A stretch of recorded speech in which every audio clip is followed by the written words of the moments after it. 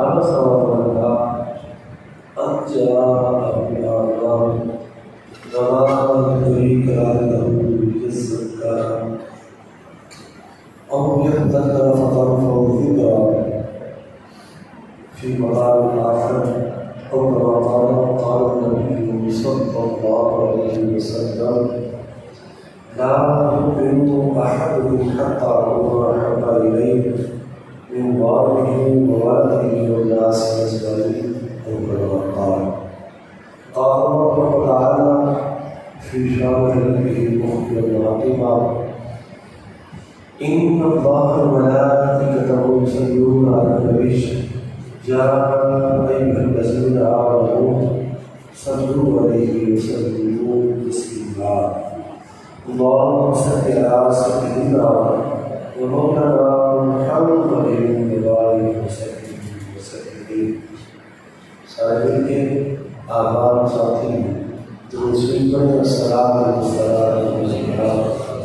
صلی اللہ رسول اللہ السلام والسلام علیکہ سید یا حبیب اللہ السلام والسلام علیکہ سید یا رسول اللہ وعلا آلک و اصحابک سید یا خاتم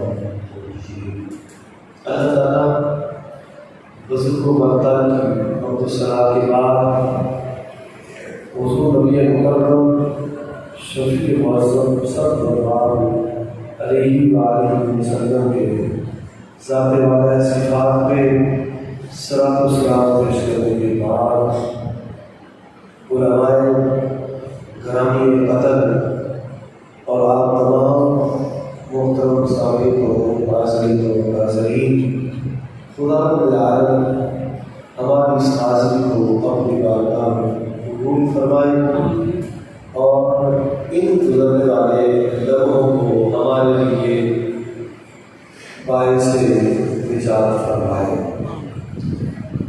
عزیزان محترم، اللہ تعالیٰ جل کریم نے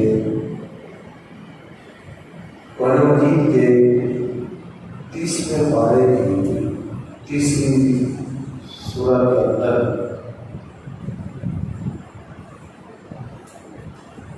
یہ جو ابھی میں نے آپ کے سامنے آیتیں تلاوت کی ان میں ایک بڑا خوبصورت اصول پیش فرمایا اور وہ کیا ہے؟ جس کا مفہوم، جس کا مطلب معذوروں کی، اباجوں کی دل جوئی ہے، یعنی ان آیتوں کا جو اصل مفہوم اور معنی ہے وہ ہے کہ کوئی نادار ہو، بے سہارا ہو، اباج ہو، مظلوم ہو، اس کی دل جوئی کی جائے۔ آقا نعمت صلی اللہ علیہ وسلم کے ایک نابینا سیاحی ہیں حضرت عبداللہ ابن مکتوم۔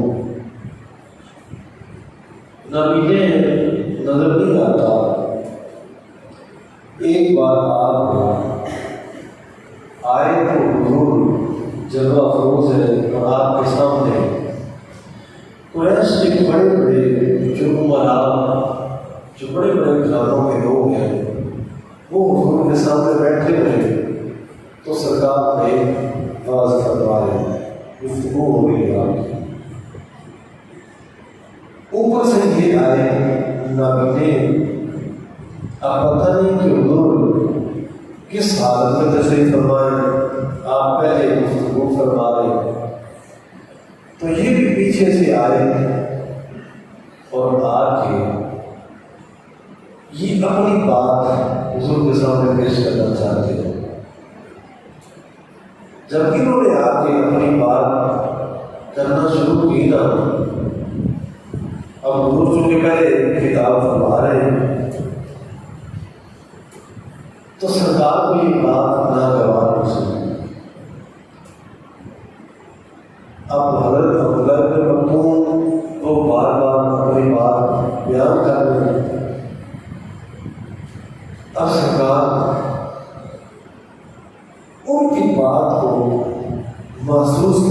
برقرار ہے۔ اور تفسیر میں آیا، کتابوں میں آتا ہے کہ جب اس نابینا سیابی کی بات کو جب لوگ سن رہے نا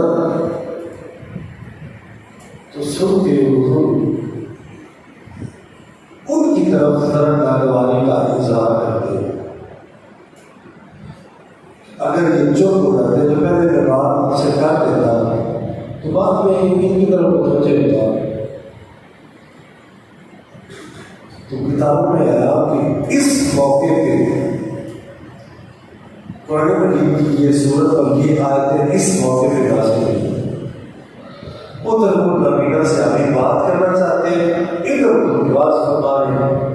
وہ بار بار وہ بھی چپ نہیں ہوتے کہ پہلے وہ ادھر سے فارغ ہو رہے تو پھر بات ہوگی، تو یہ بھی اپنی بات اپنا مدعا یہ بھی بیان کرنا چاہتے ہیں۔ اس موقع کے اوپر یہ آیتیں آئی کہ آبا صاحب کہ سرکار نے تیوری چڑھائی، حضور گھبرائے، حضور رخ پھیرا انجا ابنعبا، جب کہ وہ نابینا سے آتی ہے ہمارے بڑی کلالہ مجھے سرکار وہ چاہتے ہیں کہ انہیں پاکیزگی ملے، حضور سے بات سنے، بات سن کے انہیں پاکیزگی نصیب ہو، وہ تو یہ چاہتے ہیں۔ اس موقع کے اوپر یہ آیتیں آئی۔ حالانکہ آپ سمجھتے ہیں کہ سرکار سے بڑا درد دل رکھنے والا اور کون ہے؟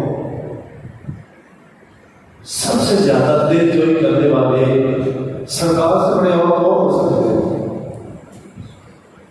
امت کا درد سب سے زیادہ سرکار کے علاوہ اور کس کے سینے میں؟ لیکن سارا کچھ ہونے کے باوجود آپ کی اتنی مصروفیت، حضور کی اس مصروفیت، اس مشغولیت کو بھی اللہ بھی دیکھ رہا ہے، لیکن اس نابینا سیابی کے اس جذبے کو، اس شوق کو دیکھ کے اللہ کریم نے اس نابینا سیابی کے اس جذبے کو اٹھا کے قرآن میں سجا دیا ہے، قرآن میں سجایا ہے۔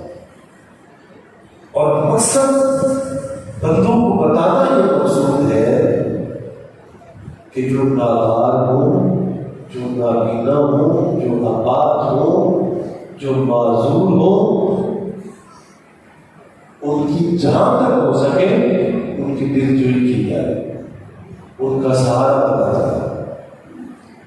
آپ دیکھ لیں، ہم اپنی زندگیوں میں جیسے بڑے لوگوں کو توجہ دیتے ہیں، اپنے جیسوں کو توجہ دیتے ہیں، وہاں اتنی معذور اور مجبور لوگوں کو توجہ نہیں دیتے۔ جو مفلوق الحال ہو، نادار ہو، جو آباد اور معذور ہو، ان کی طرف ہم اتنی توجہ نہیں دیتے۔ لیکن ہمیں قرآن و سنت کی روشنی میں جو تعلیم دی گئی ہے وہ یہ ہے کہ جہاں تک ہو سکے ہر ایک کو حصہ دینا چاہیے۔ جس طرح بڑے لوگوں کو ملتے ہیں، ان کے ساتھ پیش آتے ہیں، اپنے جیسوں کے ساتھ جیسے ہم اپنا میل دور رکھتے ہیں، ہمیں ویسے چاہیے کہ جو معذور لوگ ہیں، مجبور ہیں، جو غریب ہیں، مسکین ہیں، ان کی طرف میں اتنی توجہ دیں، انہیں بھی اپنے ساتھ شامل کریں۔ ان کی طرف ہماری عدم توجہ نہیں ہونی چاہیے، ان کو نظر انداز نہیں کرنا چاہیے، ان سے رخ نہیں پھیرنا چاہیے۔ آپ دیکھیں کہ اللہ کے محبوب نبی صلی اللہ علیہ وسلم سے اور بڑا مرتبے والا کون ہے؟ اور کبھی حضور نے کبھی نظر انداز بھی نہیں کیا، لیکن اس کے باوجود بھی اللہ کی تنبیہ فرما رہا ہے، تنبیہ فرما رہا ہے، اپنے محبوب کو الرٹ فرما رہا ہے۔ محمد سائلہ فلا تنہا، اگلے مقام پر فرمایا میرے محبوب آپ سائل کو جھڑکے نہ، سائل کو جھڑکے نہ، سائل کو جھڑکا نہ کریں۔ حالانکہ سرکار سے بڑا درد دل اور کون ہے؟ ہر چیز کا درد تو سرکار سے ملتا ہے، لیکن سارا کچھ ہونے کے باوجود اپنے محبوب کو پھر سے الرٹ کیا جاتا ہے، متنبہ کیا جاتا ہے کہ آپ اپنی پوری توجہ دیں، سائل کو نہ جھڑکیں، اور اگر کوئی ایسا مجبور آواز آ جائے تو اپنی پوری توجہ دے اس کی جانب۔ اس بات میں آتا ہے ایک نابینا، ایک پاگل عورت ہے، پاگل عورت ہے، مدینے میں کوئی بھی اس کی طرف توجہ نہیں دیتا، ذہنی توازن صحیح نہیں ہے۔ سرکار سے نبی شریف میں صحابہ میں مصروف ہے، صحابہ سامنے بیٹھے ہوئے، اس نے دروازے کے پاس آ کر اس انگلی کا اشارہ کیا تو حضور نے دیکھا نا کہ وہ عورت بات کر رہی ہے۔ سرکار فرمایا بی بی کیا کہتی ہے؟ تو وہ سامنے سے بولی، اس نے کہا کہ وہاں نہیں، میرے پاس آؤ۔ حضور اٹھے، اس کے پاس گئے، جب دروازے کی چوکھٹ پہ گئے نا تو اس نے کہا یہاں بات نہیں کرنی، آگے ہے۔ اب آگے کے بی بی جا رہی ہے، بھائی جا رہی ہے، سرکار بھی جا رہی ہے، وہ آگے جا کے عرب کا ماحول ہے، تبدیل ہے، سورج شدت کے ساتھ نکلے ہوئے، پسینے سے حضور سرابور ہو رہے، وہاں آگے جا کے اس نے کھڑا کر دیا۔ اور جب کہ حدیث پاک میں آتا ہے اس بیوی نے کہا کہ یہاں بیٹھ جاؤ، خود بھی بیٹھ گئی، حضور بھی پاس بیٹھ گئے، صحابہ دیکھ رہے سامنے۔ اب اس نے جو کچھ بھی اس کے دل میں تھا، جو بات زبان پہ آئی، جو ذہن میں تھی، وہ اپنی باتیں اس نے کرنا شروع کر دی۔ ایک کہانی ختم کرتی دوسری شروع کر دیتی ہے، ختم کرتی دوسری شروع کر دیتی ہے، اس طرح وہ لگی ہوئی کافی دیر تک۔ جب سرکار اس کی باتوں کو سنتے رہے نا، کافی دیر کے بعد وہ خود جب اس نے اپنی باتیں ختم کی اور حضور کو اجازت دی تو وہ واپس آئے۔ جب واپس آئے نا تو سیدنا فاروق اعظم آپ کو بڑا غصہ ہے، اور سامنے جب سرکار آئے نا تو ہے غصے میں، لیکن حضور کا ادب سامنے عرض کرتے رہا کہ محبوب پورے مدینے میں اس عورت کی بات کوئی نہیں سنتا، یہ تو ہے ہی پاگل، اس پاگل کو کوئی منہ لگانے کے لیے تیار نہیں، اور آپ اللہ کی نبی ہیں، اللہ کے رسول ہیں، اتنے بڑے آپ کے کام کاج ہیں، اتنی مصروفیت ہے، آپ اتنا ٹائم دے کے آگے ہم سے برداشت نہیں ہوتا۔ سرکار فرماتے ہیں پورے مدینے میں جس کی بات کو سننے کے لیے تیار نہیں، کیا میں محمد بھی اس کی بات کو نہ سنوں؟ کیا میں بھی نہ سنوں؟ حضور نے پیچھے سے آواز دی، بی بی جب تیری باتیں زیادہ ہو جائیں اور پورے مدینے میں سننے کے لیے کوئی تیار نہ ہو تو آ کے مجھ محمد کو سنا جائے، مجھے آ کے سنایا۔ یہ حضور معذوروں کو حق دیتے ہیں، مجبوروں کو حق دیتے ہیں، ناداروں کو حق دیتے ہیں، جن کی کوئی نہیں سنتا اللہ کے محبوب سنتے ہیں۔ آپ کا اسوہ حسنہ ہم سے یہ تقاضا کرتا ہے، آپ کا اسوہ حسنہ، آپ کی مبارک زندگی، آپ کی حسین زندگی ہم سے یہ تقاضا کرتی ہے کہ دین صرف نماز روزے کا نام نہیں ہے، تسبیح تعلیم کا نام نہیں ہے، یا بس جو اللہ نے ہمیں رزق دیا ہے بس ہم وہ بس ایمانداری سے بس کھاتے رہیں، کھا کے پوری زندگی گزار کے عیش و آرام کے ساتھ آگے نکل جائیں۔ یہ حضور کی اسوہ حسنہ کا تقاضا صرف یہ نہیں ہے، بلکہ جو کچھ اللہ نے ہمیں دیا ہے اپنے دیے ہوئے سے اللہ کے محبوب کی زندگی کا یہ تقاضا بھی ہے کہ جو اللہ نے ہمیں دے رکھا ہے اس میں سے اس کی راہ میں اس کی رضا خوری کے لیے، اللہ کی خوشی کے لیے، جو نادار ہو، مجبور ہو، کمزور ہو، اپاہج ہو، ان میں بھی سر خرچ کرے، ان تک بھی اپنے حصے پہنچائے۔ جو مجبور ہو گئے ان کی باتوں کو سنے، جہاں معاملات خراب ہیں، معاملات بگڑے ہوئے ہیں، جہاں کچھ ہیں، دکھ ہے،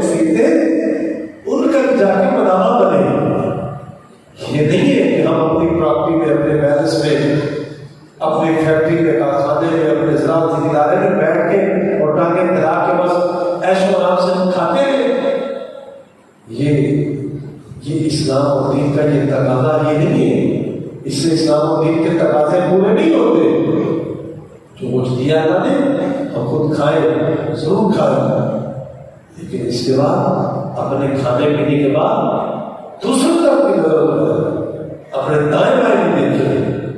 تو نے تازہ قربتیں جن کے بہت ماتم کیا، ان میں وہ قبریں بھی شامل کر جو بھی نہ ہوگی۔ ان قبروں کو بھی کبھی دیکھا کریں جو ٹوٹ چکی ہے، کبھی دیکھیں ان قبروں کے اندر بھی کبھی کوئی ایسے لوگ تھے، وہ بھی بڑے نام پر تھے، وہ بھی اپنے وقت کی بہت بڑی شاہ تھے۔ ہم اپنی تازہ قبریں تو دیکھ کے کچھ دیر کے لیے، کچھ دنوں کے لیے جا کے پھول برساتے، پانی پھینک آتے، اور ہم کہتے ہیں کہ یہ ہماروں کی قبریں، لیکن شاید نے بہت بڑا نقشہ کھینچا ہے۔ اے بندے، اے دوست، کبھی وہ قبریں نہیں دیکھا گا جو ٹوٹ چکی ہے، جن کے اوپر کبھی کوئی گیا ہی نہیں، جن قبروں کے اوپر کبھی کوئی پھول برسانے والا جاتا ہی نہیں، انہیں بھی دیکھا گا۔ مطلب کیا ہے؟ ایسے میں بات کچھ اور ہے کہ وہ معذور مشہور لوگ ہیں، ان کی طرف بھی توجہ دیں، انہیں بھی دیکھیں۔ آج اس وقت جو بلوچستان اور جو سندھ کی صورتحال ہے، موبائل کے ذریعے، میڈیا کے ذریعے، خبروں کے ذریعے وہ ہم دیکھ رہے ہیں، لیکن وہ شارٹ کے لیے پا رہے ہیں، شارٹ کے لیے پا رہے ہیں۔ شاید ہو سکتا ہے گورنمنٹ نے پوری پابندی بھی لگائی ہو کہ پورا منظر جو ہے، پوری منظر نشی نہیں آنی چاہیے، پوری منظر نشی نہیں ہونی چاہیے۔ جو ایک بات سنی ہو اور جو ایک بات دیکھی ہو، سنی اور دیکھی میں بڑا فرق ہوتا ہے۔ ہم یہاں بڑے پرسکون ماحول میں ہیں، اللہ کا بہت بڑا کرم ہے یہاں، لیکن ایک بار اگر وہ منظر جا کے آنکھوں سے دیکھ لینا اور خدا نہ کرے وہ منظر ہمارے سامنے پیش ہو جائے، پھر جا کے اندازہ ہوگا کہ وہ لوگ کون ہیں اور کیسے ہیں، ان پہ کیسی بیت ہے۔ گھروں کے گھر تباہ ہو چکے ہیں، پنڈوں کے پنڈ تباہ ہو چکے ہیں، سارے گھرانے ملیا بیٹ ہو چکے ہیں، سفر ہستی سے بیٹھ چکے ہیں۔ آپ اندازہ لگائیں کہ جہاں ایک باپ بچے اور بچے سارے سیلاب کی نظر ہو جائے، ان پہ کیا بیتے گی؟ جہاں جس گھر میں ایک دادی بچ جائے یا دادا بچ جائے، باقی سارا گھر نکل جائے، بتاؤ وہ دادی دادا اب باقی زندگی گزار کے بھی کیا کرے گا؟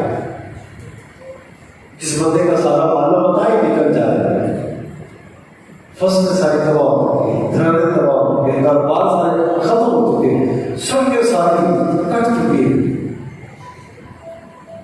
کیا وہ ہم جیسے نہیں تھے؟ وہ بھی ہماری طرح انسان تھے، وہ مسلمان تھے، ہمارے بھائی تھے، ان کے درد کو اپنا درد سمجھے۔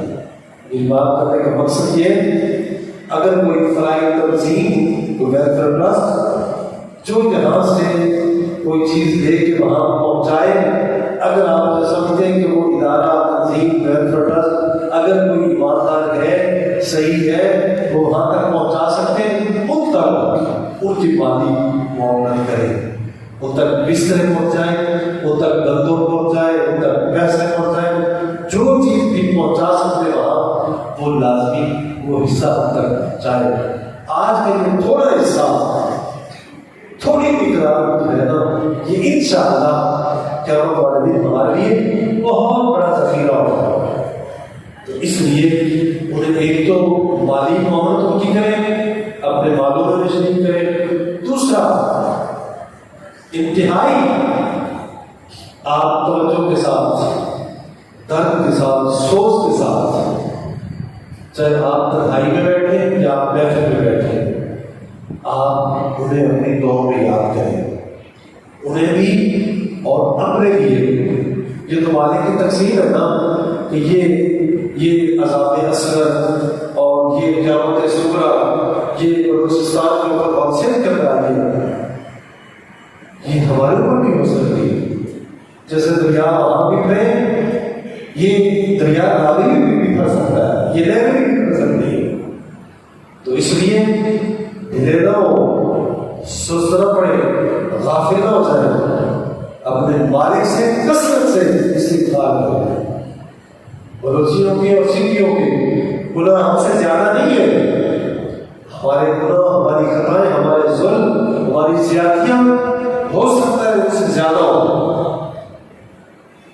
اپنے مالک کے حضور گڑ گڑائیں، رو کے اس کے حضور دعائیں مانگے کہ مولا ان سے بھی اس تکلیف کو دور فرما دے اور اس تکلیف سے ہمیں بھی بچا دے. ہم یہ مصیبت اور یہ تکلیف برداشت کرنے کی ہمت اور طاقت نہیں رکھتے، مولا ہمیں بھی بچا دے. تو کثرت سے مالک کے حضور استغفار کریں، معافی مانگیں. آپ جب بھی کوئی نیک عمل کریں، آپ کو کوئی بھی محفل مل جائے، گھر میں ہو، مسجد میں ہو، کسی کو خالی کرتے ہو، جنازے کرتے ہو، جہاں بھی کھڑے ہو، آپ کثرت سے یہ اپنی دعاؤں کا حصہ بنا دیں کہ اللہ کے حضور اس سے معافی مانگیں. اور اپنے خصوص بلوچستان کے لیے اور سندھ کے لیے آپ کثرت سے دعا کریں. یہ ہمارا حق ہے اور یہ ایمان کا اور دین کا اور اسلام کا یہ تقاضا ہے کہ ہم اپنے حصوں میں، اپنے مال میں، اپنے وقت میں، اپنے باقی جو ہماری زندگی میں اپنے آباد اور معذور بھائیوں کو بھی یاد رکھا کریں. چاہے یہ آج ہنگامی صورتحال ہے اس میں بھی، اور اس کے علاوہ بھی باقی ماندہ زندگی میں بھی ہمیشہ ہمیشہ اپنے معذور بھائیوں کو یاد رکھا کریں. جو ہم سے نیچے غریب ہے، مسکین ہے اور جو معذور ہوتے ہیں انہیں اپنی زندگیوں میں شامل کریں. سورہ نور کے اندر باقاعدہ باضابطہ طور پہ یہ اجازت دی گئی ہے. ایک بہت بڑی خرافات کے اوپر یہ ایک نظر رکھی ہے. اللہ کریم نے اس کی طرف توجہ دلائی ہے. سورہ نور کے اندر آپ دیکھتے رہتے ہیں اپنی زندگیوں میں بھی، آپ بھی یہ ضرور پہلے بھی محسوس کرتے ہوں گے کہ اگر نابینا آ جائے نا تو اس کے ساتھ ہم وہ شروع نہیں کرتے. یہ بڑی میرے ذہن میں ویسے ایک بہت بڑا کیس ہے جس کی طرف میں آپ کی توجہ دلوا رہا ہوں. شاید آپ کو بات پوری طرح سمجھ نہ سکے. ہمارے پاس بھی جب کسی کے ہاں کوئی بچہ پیدا ہو جاتا ہے تو مجھے بھی یہ میرے فون آتا ہے. یہ میں اپنی مرضی میں آپ کو سنا رہا ہوں. فون آتا ہے، جناب بچہ پیدا ہوا ہے، کیا وہ ہم جلدی دے کے آ جائیں؟ ابھی وہ چھلے میں ہے، کیا ہم جلدی دے کے آ سکتے ہیں؟ میں گھر میں بیٹھا ہوں تو وہ آپ کی گیٹ پہ دروازہ کھٹکاتے ہیں اور کہتے ہیں کہ جناب کیا ہم گھر میں بچہ لا سکتے ہیں؟ کوئی ممانعت تو نہیں ہے، بچہ بھی 1 دن کا، 2 دن کا، 3 دن کا، کیا ہم بچہ گھر لا سکتے ہیں؟ کوئی رکاوٹ تو نہیں ہے، کوئی آپ کو پریشانی تو نہیں ہوگی؟ آپ سمجھ رہے ہیں میری بات؟ میں کیا کروں گا؟ بچہ بھی 1-2 دن کا گھر لا سکتے بچہ،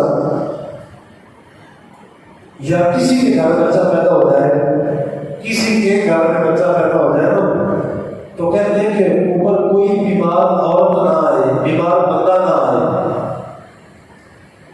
ابھی بچہ ابھی پیدا ہوا ہے، ایسا زیادہ بڑے گھروں میں ایسا کام، ایسی باتیں ہوتی ہیں. بڑے گھر میں بچہ پیدا ہو جائے نا، اوپر سے کوئی غریب، اگر جس عورت نے بچی پیدا کی ہے یا کسی غریب کے گھر بچہ پیدا ہوا ہے وہ اوپر نہ آئے.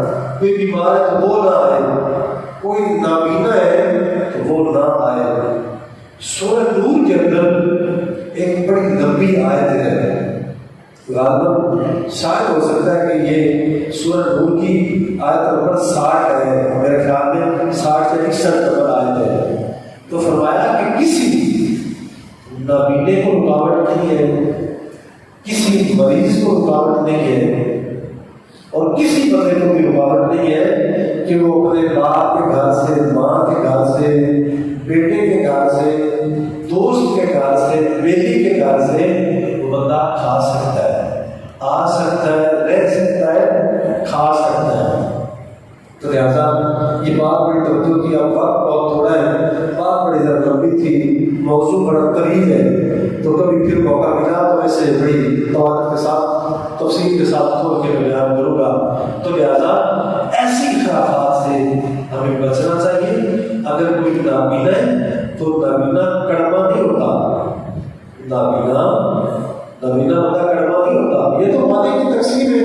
اللہ تعالیٰ نے ہمیں بینائی دی ہے، اس کی بینائی اس نے سلب کر دی ہے، تو مالک کی تقسیم میں چاہتا ہمیں نابینا بنا دیتا، اسے بینا بنا دیتا. مالک کی تقسیم میں لہٰذا نابینوں سے نفرت نہ کیا کرے.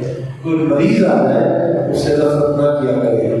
کوئی مجبور مقہور آ جائے، اپاہج آ جائے، مفلوق الحال آ جائے، اس کے بڑا گندا لباس ہو، پھٹے پٹے کپڑے ہو، تو اس سے اعراض نہ کیا کرو، بلکہ اس کے حساب سے اسے موقع دیا کرو، وقت دیا کرو، اور اس کا اپنے حصہ جو ہے اس کی مالی محبت کیا کرو. اللہ کریم نے فرمایا جو سب سے پہلے قرآن مجید فرقان حمید میں جہاں سورہ بقرہ شروع ہو رہا ہے، قرآن مجید کا پہلا دوسرا صفحہ ہے. الذین یؤمنون بالغیب ویقیمون الصلاۃ ویقیمون الصلاۃ ومما رزقناہم ينفقون.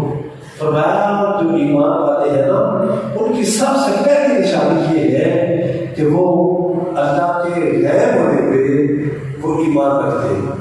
اگر اللہ کریم نے نظر نہیں کیا تھا نا تو صاحب ایمان کا تقاضا یہ، نشان علامت یہ کہ وہ بغیر دیکھے اپنے رب پہ ایمان رکھتے. سب سے پہلی نشانی. دوسری نشانی یہ ہے کہ وہ لوگ نمازیں قائم کرتے ہیں. اور تیسری نشانی ان کی یہ ہے وَمِمَّا رَزَقْنَاهُمْ يُنْفِقُونَ کہ وہ لوگ جو کچھ اللہ کریم نے دیا ہے اس میں سے وہ لوگوں پہ خرچ کرتے ہیں.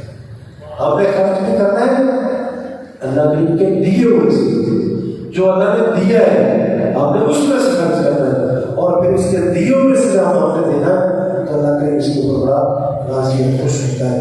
اللہ کریم ہمیں معاف فرمائے. جو کچھ میں نے اپنے ٹوٹے پھوٹے انداز کے اندر میں نے پیغام پہنچایا، اللہ تعالیٰ مجھے بھی اور آپ سب کو عمل کرنے